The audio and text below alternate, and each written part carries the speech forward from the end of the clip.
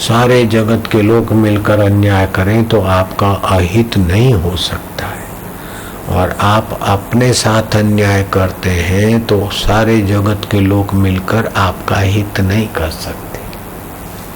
अपने साथ अन्याय क्या है कि जो अपना स्वभाव है उसको दबाना, ये अपने साथ अन्याय है।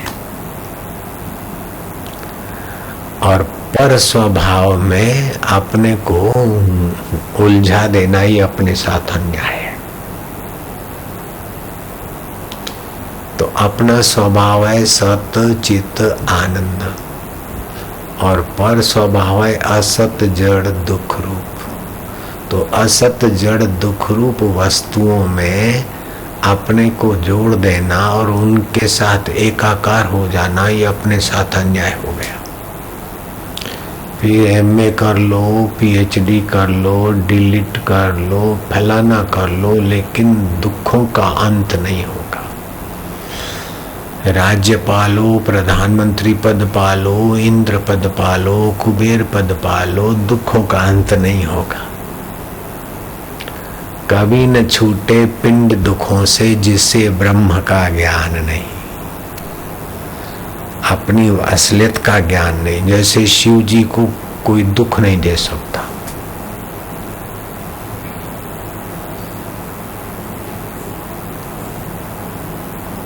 पार्वती जी गई मायके, महिलाओं को जरा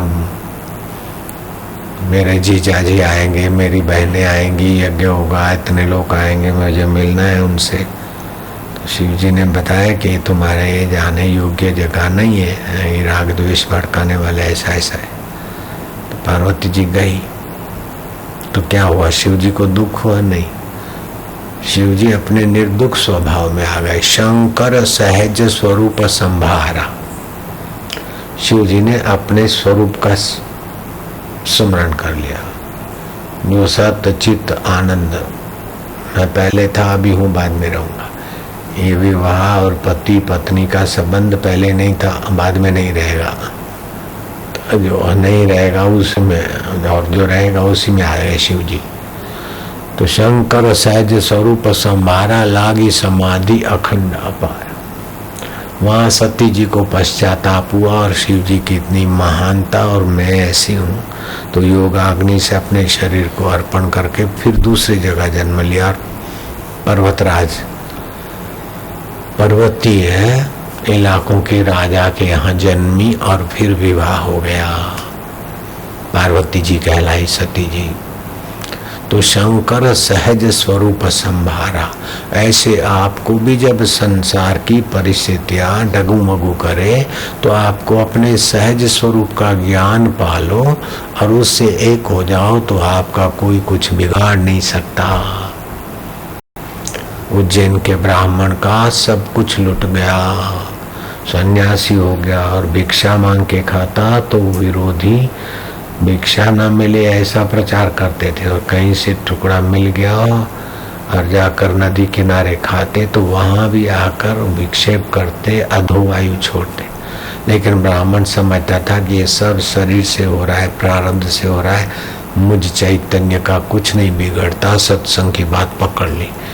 उस ब्राह्मण पर श्री कृष्ण इतने मुग्ध हो गए कि उद्धव को उस ब्राह्मण की कथा सुनाई कि तुम उसी की दृष्टि का आश्रय लो। भागवत में आता है,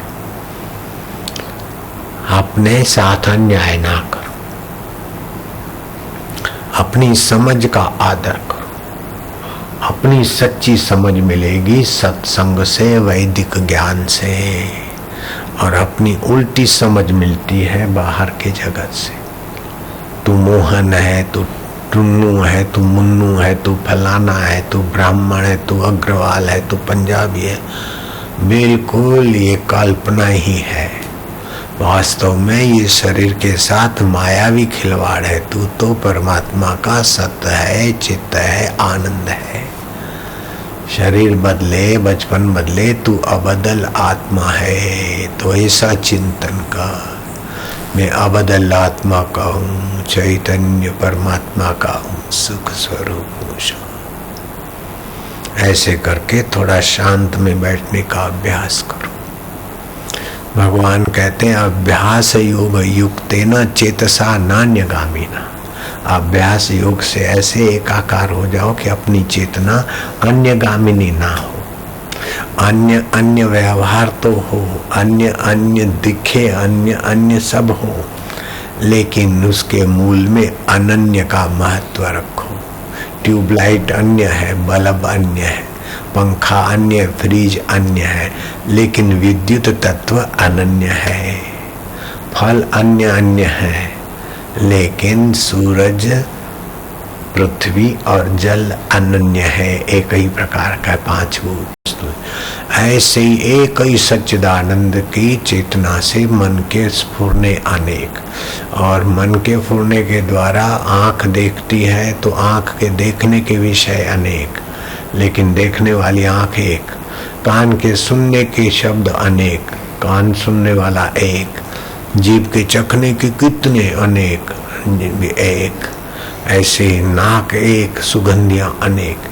तो ये एक एक की अनेक है, और अनेक फिर एक में आते, और ये पांचों फिर एक मन में आते, और मन की अनेक वृत्तियां भी फिर एक मति में आते, और मति के अनेक निर्णय भी मति दाता में एक सत्ता में आते हैं। एक पेड़ से कितनी शाखाएं प्रशाखाएं प्रशाखाएं प्रशाखाएं, तो दिन भर एक में से अनेक में बह जाता है, फिर अनेक में से मुड़कर रोज एक में आते हैं।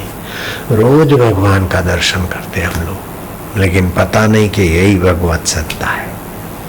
मेरे गुरुजी बड़ी उदारता से खुलेआम साधारण आदमियों को भी ऐसा ब्रह्म रस परोस देते हैं कि वो भले हजम न भी करे तो सुनने का पुण्य तो होगा उनको। मेरे गुरुदेव कहते हैं, लीलाशाह भगवान की कसम खा के बोलते हैं कि वो तो अपने को एक वचन में बोलते थे, मैं कैसे बोल सकता कि आप सभी लोग भगवान का दर्शन करते, तो लोग देखते ही रह जाते। आप रोज भगवान से मिलते, भगवान की कसम खा के बोलता हूँ, ऐसा बोलते। इतनी अनुभव की छुई हुई वाणी अगर सदपात्र हो तो उसको लगे कि कुर्बान जाए, ऐसे महापुरुष की कृपा की भरी नजर। भगवान की कसम खाकर बोलता हूँ कि आप रोज भगवान से मिलते, लेकिन पता नहीं कि यही है। रोज सुख स्वरूप से मिलते हैं।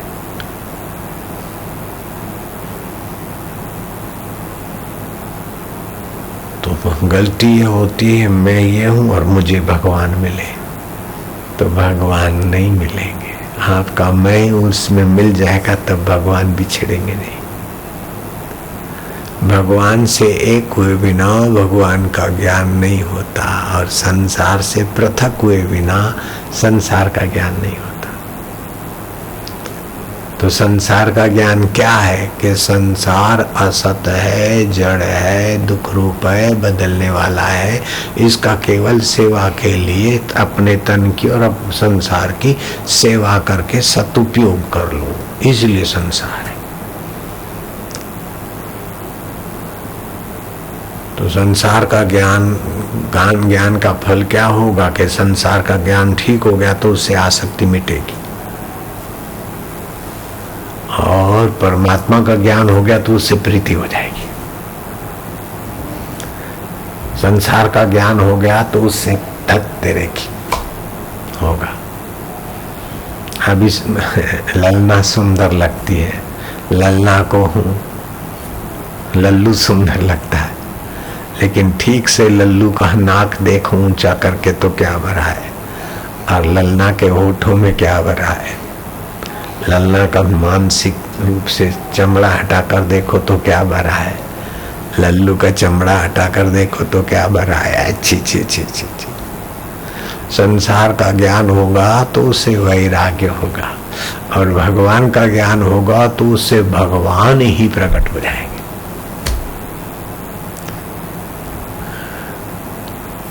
संसार का ऐसा कोई सुख नहीं जो मलिन अंगों के साथ एकाकार हुए बिना मिल सके। बिना मलिनता के साथ प्रीति किए बिना संसार का सुख नहीं मिल सकता। मलिनता के साथ, गंदगी के साथ प्रीति के बिना संसार का सुख नहीं मिल सकता। होठ में क्या है, मुंह में क्या है, थूक है, मरे हुए बैक्टीरिया है। होठों में क्या चमड़ा है, नाकों से गंदी श्वास आती है। और शरीर के नीचे अंगों में क्या है, उन मलिन अंगों के साथ एकता किए बिना लवर लवरियों को क्या सुख मिल सकता है क्या? ऐसे दूसरे भी देखो तो जो बनती हैं चीजें, तो उनसे एकता किए बिना सुख नहीं मिलता, मलिन चीजों से।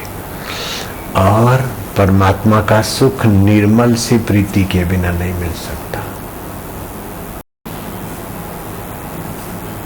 अगर बुद्धि थोड़ी भी हो तो समझ जाएंगे।